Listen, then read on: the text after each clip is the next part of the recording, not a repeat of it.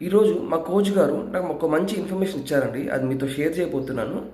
So, ఇక్కడ చూస్తే చాలామంది కూడా ఏందంటే 30, 40 ఇయర్స్ వచ్చేసరికి చాలామంది డయాబెటీస్ గానీ, బీపీ గానీ, థైరాయిడ్ గానీ వస్తుంది కదా!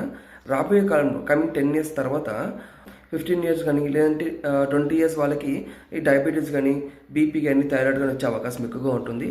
ఎందుకంటే ప్రెజెంట్ ఉన్న సిట్యుయేషన్‌లో మనం గమనిస్తే ఎక్కువగా జంక్ ఫుడ్స్ ఎక్కువ తింటున్నాము.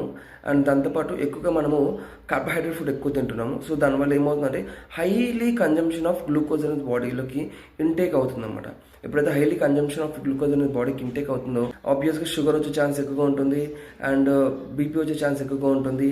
అండ్ థైరాయిడ్ వచ్చే ఛాన్స్ ఎక్కువగా ఉంటుందన్నమాట. Be careful about that. ఎందుకంటే చాలా చాలా ఇంపార్టెంట్. మన కిడ్స్‌ని మనమే కేర్ తీసుకోవాలి.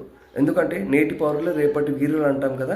సో, అలానే ఇప్పుడున్న కిడ్స్ మనము చాలా జాగ్రత్తగా వాళ్ళకి ఏం తినాలి, ఎలా తినాలో గైడ్ చేసుకుంటూ కొంచెం ఫాలో అవుతుండండి. చాలా చాలా ఇంపార్టెంట్ అనేది విషయం అనేది. ఎందుకంటే కమింగ్ సిచ్యువేషన్ చాలా వరస్ట్‌గా ఉందన్నమాట. చాలామంది ఇంట్లో ఖచ్చితంగా ఒకళ్ళైనా సరే డయాబెటిక్ ప్రాబ్లమ్ ఫేస్ చేస్తున్నారు.